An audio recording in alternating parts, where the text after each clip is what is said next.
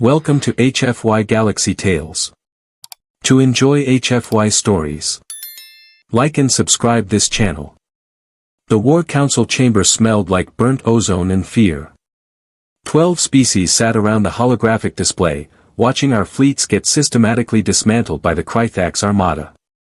You know things are bad when a Velnori starts praying, and Commander Thex was on his fourth deity. "We are observing total annihilation," announced Strategic Overseer Milvara, her three eyes blinking in sequence like a biological countdown timer. Sector 7 has fallen. Sector 9 will collapse within 2 standard cycles. Our projections indicate complete extinction of all Alliance members within 14 planetary rotations. Great. Fantastic. Exactly what I wanted to hear on a Tuesday. I am Cornix, by the way. Junior Tactical Analyst for the Galactic Preservation Coalition. My job involves staring at screens and watching civilizations die in real time. The pay is terrible and the retirement plan is non-existent, mostly because nobody expects to retire when a species of genocidal robots decides your corner of the galaxy looks nice. The Krythax had been methodical. Cold.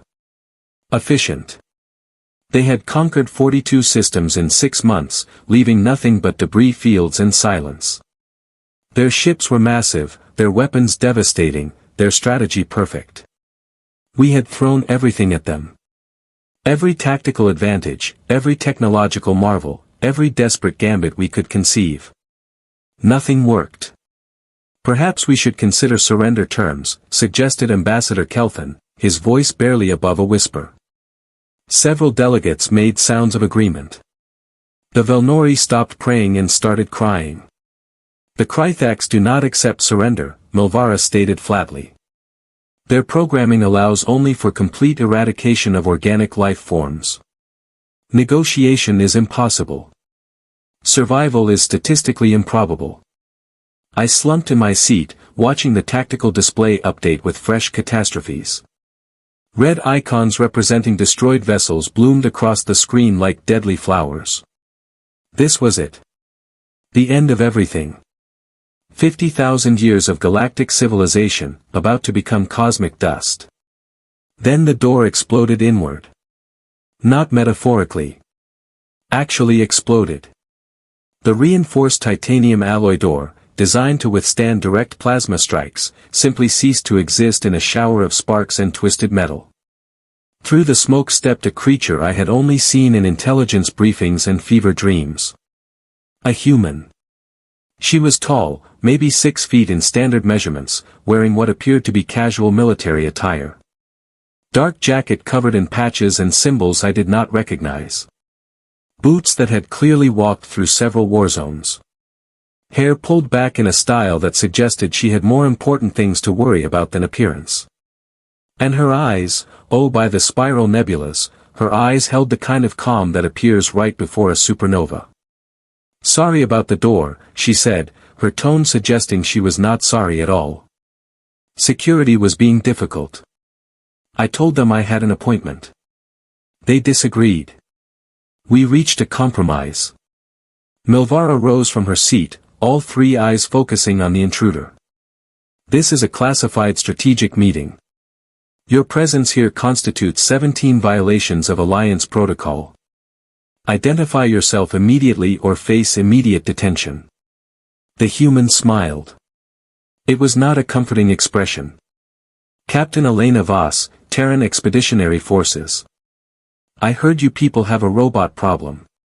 She walked to the holographic display, studying it with the casual interest of someone examining a lunch menu. Krythax Invasion Fleet. 73 capital ships, 400 support vessels, estimated crew complement of 8 million automated units. "Yeah, we have been tracking these guys for a few weeks now." "Tracking them?" I heard myself speak. "You have been tracking them? They have destroyed half the Alliance. Where exactly were you tracking them from?" Elena turned to look at me, and I suddenly understood why prey animals freeze when predators make eye contact. "From behind enemy lines," she said simply. "We have been inside their command network for 3 weeks. Nice encryption, by the way. Took us almost 6 hours to crack. Had to bring in the good hackers. The chamber erupted.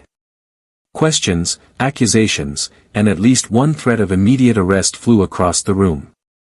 Milvara held up one hand for silence.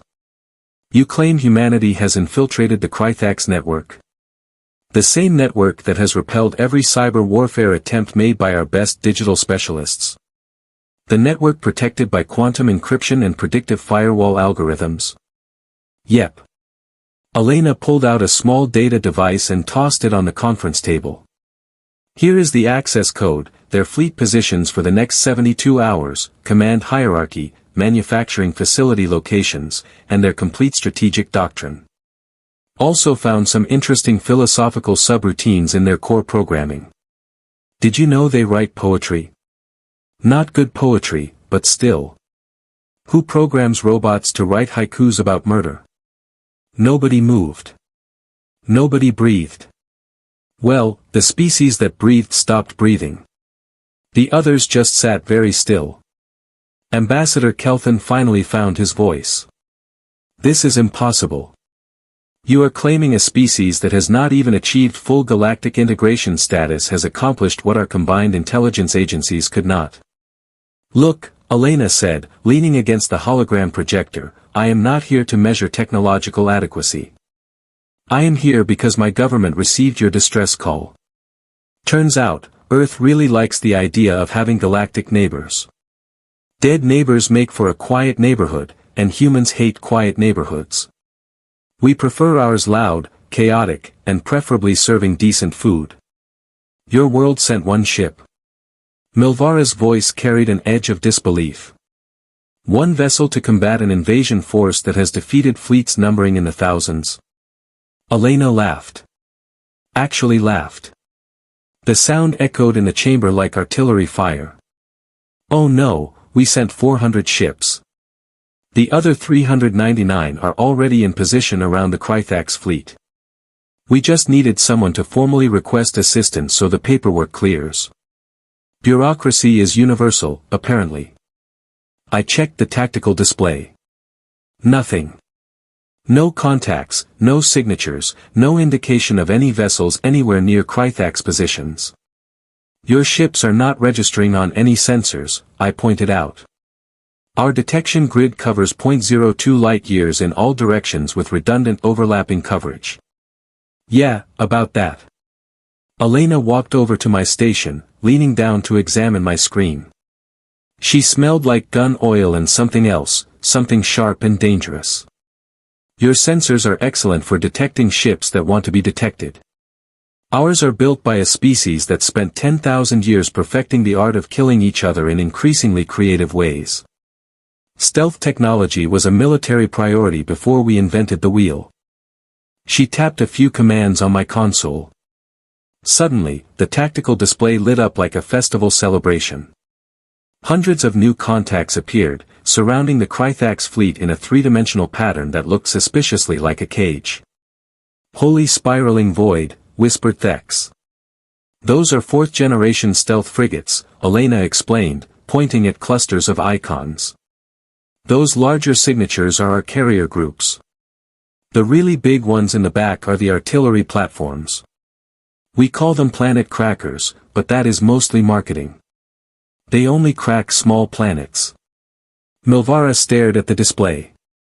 You have positioned an entire battle fleet within weapons range of the Krythax armada without triggering a single alert. This should be impossible. You keep using that word. Elena straightened, stretching like she had just woken from a nap. Here is something about humans. We do not really recognize impossible. We just recognize, has not been done yet and sounds like a fun weekend project. The Krythax are a problem. We solve problems. Usually with excessive firepower and a disturbing lack of proper safety protocols. They have destroyed every fleet sent against them, Ambassador Kelthan interjected. Their tactical algorithms predict and counter every conventional strategy. How do you propose to defeat an enemy that cannot be surprised? Elena smiled again. This time it had teeth. By being so aggressively unconventional that their algorithms have a collective nervous breakdown. See, your species wage war like chess matches. Calculated. Logical. Predictable. Humans wage war like a bar fight. Messy. Personal. And really, really angry. She activated a communication channel. VOS to all units. The Alliance has formally requested assistance. Rules of engagement are now active. Authorization code Victor Tango 77. You may commence Operation Hammer Time. Captain, a voice responded through the comm, did you seriously name this Operation Hammer Time? Lieutenant Marcus, I will name operations whatever I want. Now please start shooting things. Acknowledged. Beginning attack run. Try not to start a diplomatic incident. No promises. The tactical display became a light show. Human vessels decloaked simultaneously, weapons hot and targeting systems locked. The Krythax fleet, for the first time in 6 months, hesitated. Just for a moment. Just long enough. The human ships opened fire. I have seen naval combat. I have studied battle doctrine from 17 different species. I thought I understood military engagement. I understood nothing. Human weapons were different. Where Alliance vessels used precise, energy-efficient plasma lances and guided munitions, the humans employed what could only be described as enthusiastic overkill. Railguns firing telephone pole-sized projectiles at relativistic speeds. Missile swarms that moved like schools of predatory fish. Energy weapons that did not just damage shields, they made shields regret existing. Target their command nodes, Elena spoke calmly into her comm, like she was ordering coffee. Disable propulsion on capital ships. Someone hit that dreadnought on the left, it is making me uncomfortable. Which dreadnought? Lieutenant Marcus asked. The big angry one. They are all big and angry. Marcus, use your best judgment and apply liberal amounts of explosives. Now that is an order I can follow. The Krythax responded as expected. Perfect formations, optimal firing solutions, textbook tactical responses. Their AI calculated trajectories, predicted human movements, and executed flawless defensive maneuvers. Then the humans stopped following normal physics. I watched a human frigate perform a vector change that should have turned its crew into organic paste.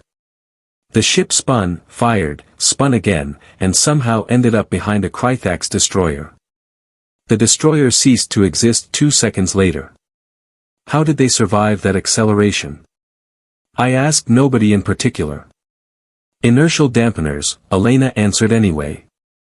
Really good ones. Also, our pilots are slightly insane. The screening process specifically selects for people who think safety regulations are suggestions. The battle continued with increasing chaos. Human tactics made no logical sense. Ships broke formation, executed random attack patterns, and generally behaved like they were making up strategy as they went along. Because they were. Captain, the Krythax are adapting to our attack vectors, Lieutenant Marcus reported. Their predictive algorithms are compensating. Then stop being predictable, Elena replied. Operation Random Tuesday is now active. What is Operation Random Tuesday? Exactly. I turned to look at her. What does that mean? It means every ship does whatever they think will work. No coordination. No pattern. Just skilled people with powerful weapons making independent decisions. Artificial intelligence is amazing at predicting patterns. No, what does not have patterns? Creative chaos backed by excessive training and aggressive enthusiasm. The Krythax fleet began to falter. Their formations broke. Ships collided. Weapons fired at empty space. The perfect, calculating machine intelligence that had conquered 42 systems was experiencing something new. Confusion. All units, target priority is now that super dreadnought in Grid 7, Elena commanded. The one that looks expensive. I want it disabled, not destroyed. We are taking it home for study. Captain, that vessel is 3 kilometers long and protected by overlapping shield matrices. Did I stutter, Marcus? Get me that ship. 20 human vessels converged on the super dreadnought like wolves surrounding prey. Their attack was coordinated chaos, if such a thing could exist. Missiles struck from impossible angles. Railgun slugs punched through shields already weakened by energy weapons. Boarding pods, actual boarding pods, launched toward the Krythax flagship. You are boarding their command ship? Milvara sounded strangled. During active combat? Marines needed something to do, Elena said. They were getting bored. Bored Marines are dangerous Marines. The super dreadnought's shields collapsed. Its weapons went silent. Human boarding teams breached the hull in 17 locations simultaneously. 5 minutes later, Lieutenant Marcus reported back. Captain, the ship is secure. Krythax command staff has been neutralized. Core systems are intact. Also, the Marines found their cafeteria. Apparently, robots do not eat, so it is just a storage room. The Marines are disappointed. Elena laughed. Tell them we will get pizza after we win the war. What is the fleet status? Krythax forces are in full retreat. 32 capital ships destroyed. 18 captured.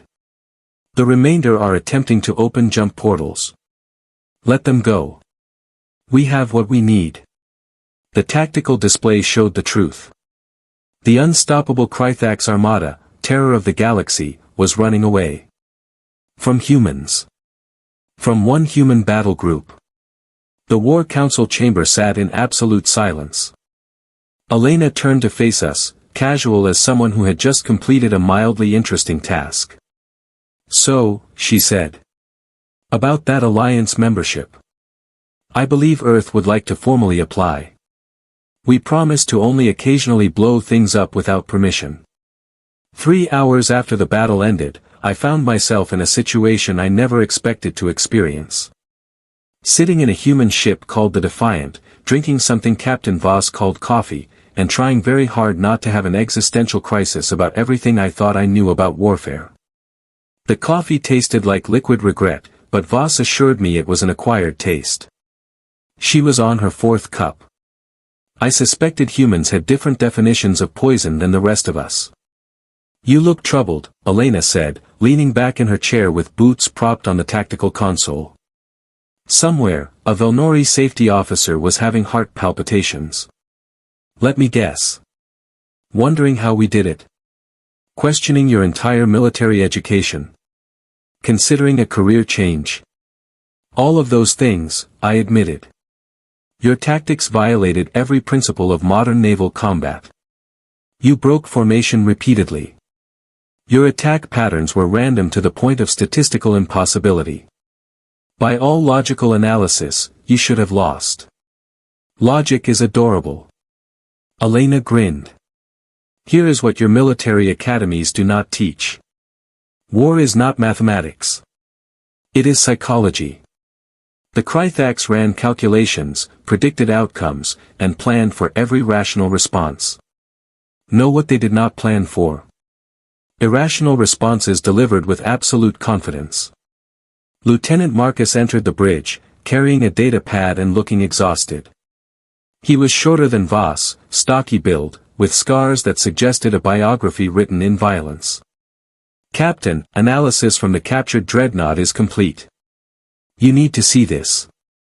Elena swung her feet down, suddenly all business. Show me. Marcus activated the holographic display. Streams of data flowed past, too fast for me to process. Elena absorbed it with the focus of a predator tracking prey. The Krythax were not just invading, Marcus explained. They were testing.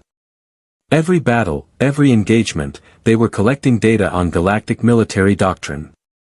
Their ultimate objective was not conquest. It was analysis. They wanted to understand how we fight so they could optimize their next generation of combat units. Smart robots planning to build smarter robots, Elena muttered. I hate it when the genocidal machines have good ideas. What else? Their main production facility is located in the Krythax Nebula. Heavily defended. Estimates suggest they can manufacture approximately 200 capital ships per standard month. If we allow them to regroup, they will return with a fleet 10 times larger and adapted specifically to counter Alliance tactics. The bridge went quiet. Even the background hum of ship systems seemed to fade. Milvara had sent me to observe human operations, to determine if Earth truly represented a military asset or simply a reckless liability. This information changed everything. 200 ships per month, I repeated slowly. That production capacity exceeds the entire Alliance combined. If they adapt to counter our strategies, the next invasion will be unstoppable. Your strategies, Elena corrected. They have not seen human strategies yet. Not really. That little skirmish was just us saying hello. Now we need to have a more serious conversation. You call destroying half their fleet a skirmish? Krythax, my friend, humanity has been practicing warfare since we figured out rocks could be thrown at things we did not like. We have refined violence into an art form. That battle was foreplay. Now comes the actual event. Marcus pulled up tactical maps of the Krythax Nebula. Captain, the production facility is inside a dense particle cloud. Sensors are useless beyond 2,000 meters. They have stationed defense platforms throughout the nebula, creating overlapping kill zones. Any conventional assault would be suicide. Good thing we are not conventional. Elena studied the display, fingers drumming on the armrest. What are our asset availability? 3 carrier groups in range. The Adamant, the Relentless, and the Sovereign. Plus support vessels. Total combat strength is 140 ships. Against a fortified production facility defended by who knows how many automated defense systems, inside a nebula that makes targeting impossible. I could not keep the despair from my voice. This is not a battle.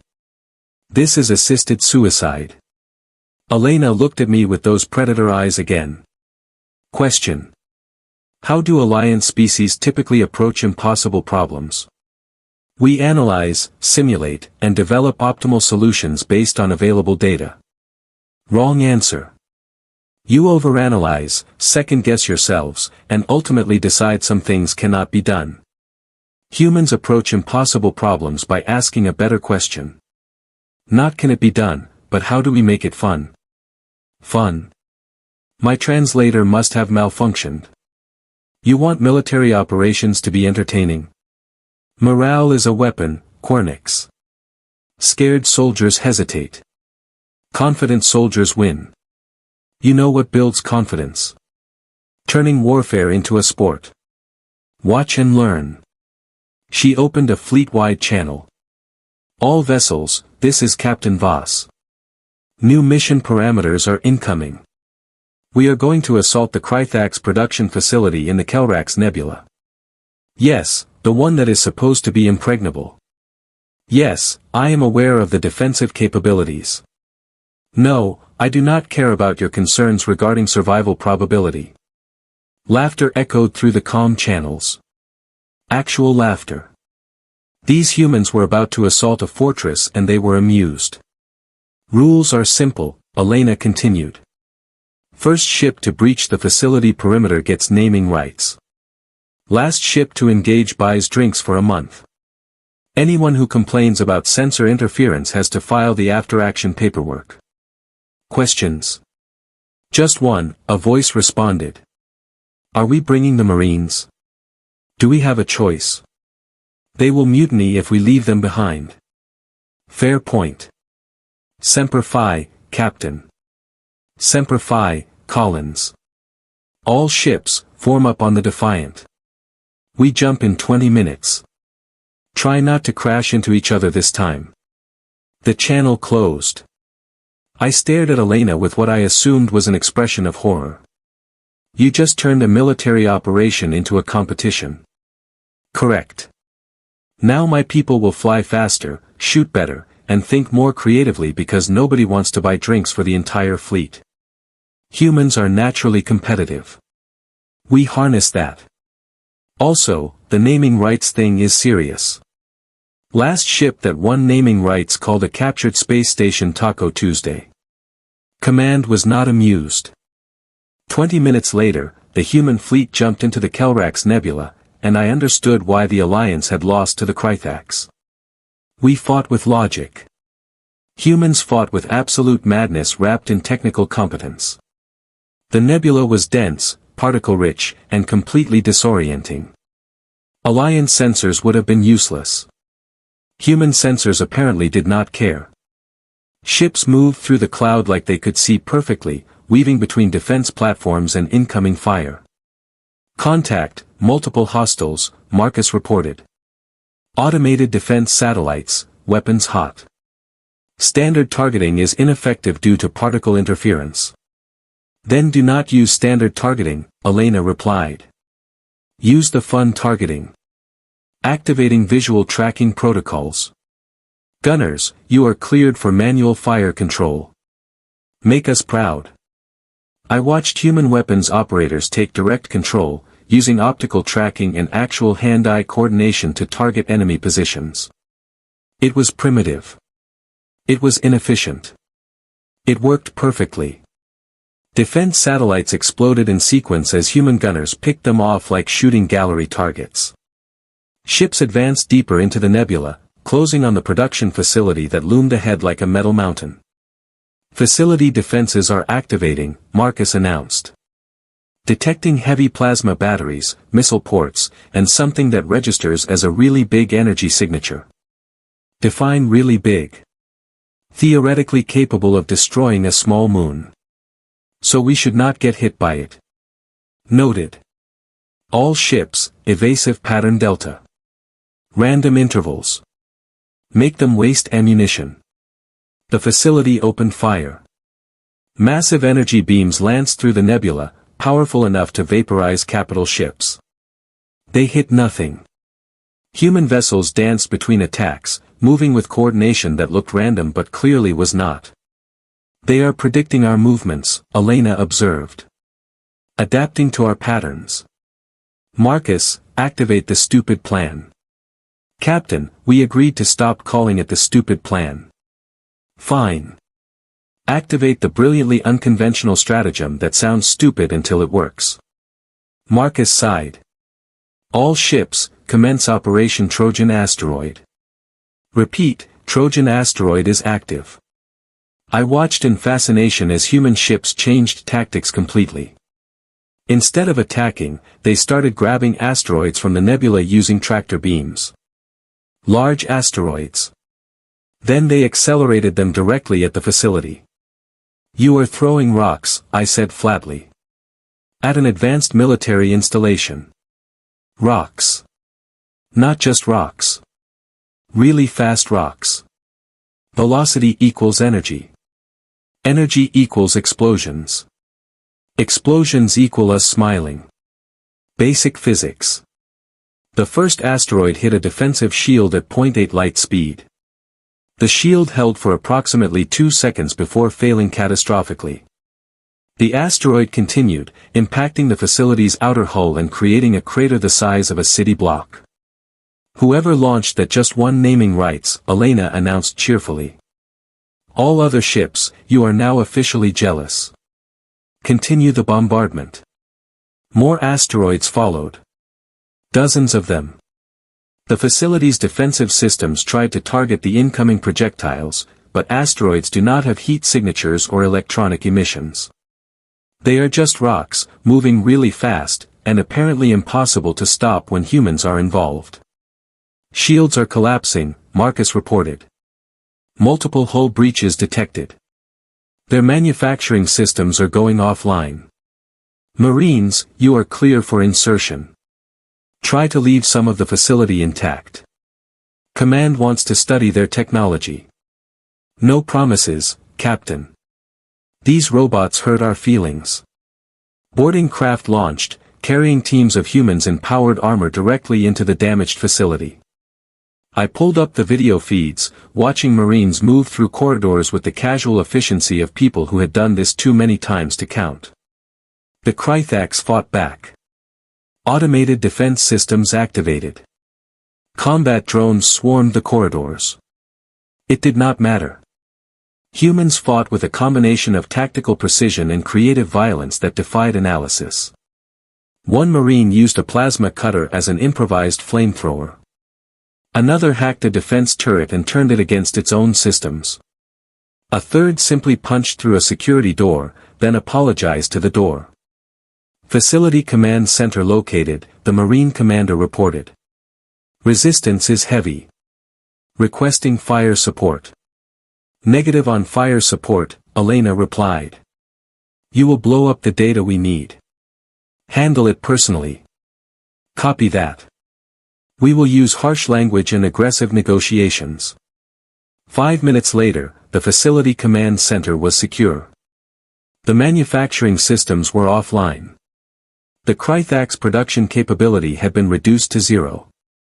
Elena opened a channel to the fleet. Congratulations everyone. We just eliminated the biggest threat to galactic stability using rocks and attitude. Drinks are on the Sovereign, as they were last to engage. No hard feelings, Captain Reeves. None taken, a resigned voice responded. My crew is going to mutiny. Our bar tab will be astronomical. Should have flown faster. All ships, begin salvage operations. Intelligence wants everything that is not nailed down, and several things that are. Quernix, you still alive back there? I realized I had been holding my breath.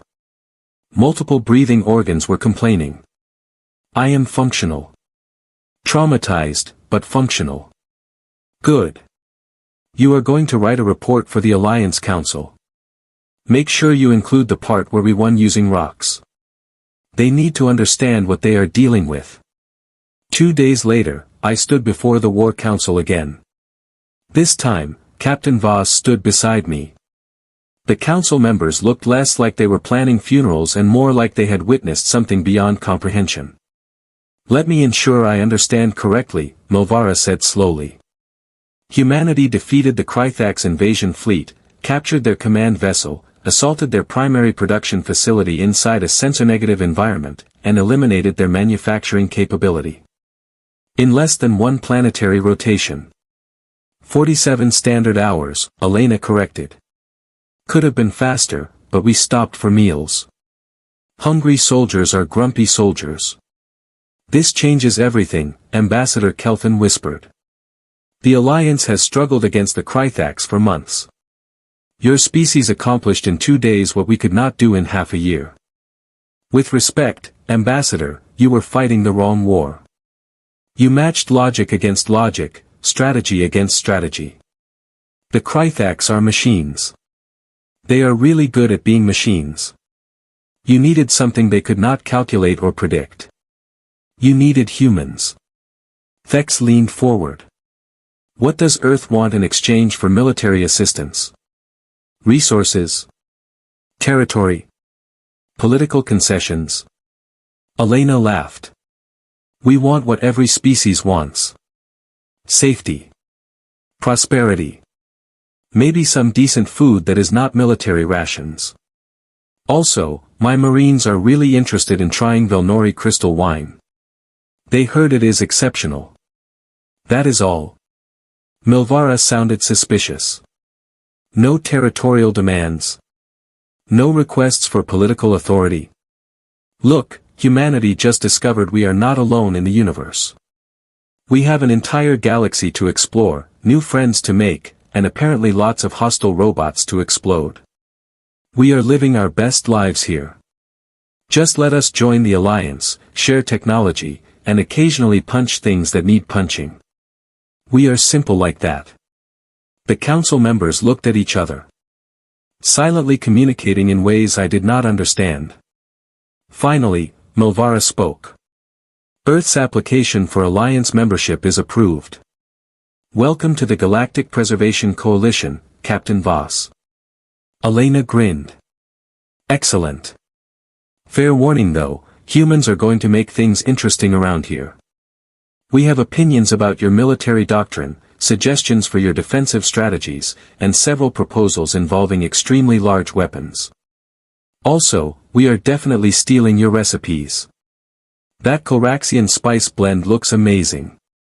As the meeting concluded and humans officially joined the galactic community, I reflected on everything I had witnessed. The Alliance had called the Krythax invasion the last battle. The end of everything. Humans called it a warm-up. And somewhere in the depths of space, Admiral Drexus of the Krythax remnant fleet analyzed battle data, trying to understand what had happened. His calculations showed impossible variables. His predictions failed to account for chaos weaponized with technical precision. His analysis concluded with one simple statement that would echo through machine intelligence networks for generations. Error. Humans do not compute. Recommend immediate revision of galactic threat assessment.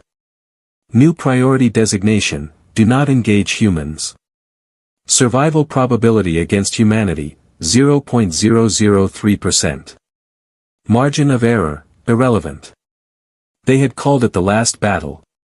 The humans were just getting started.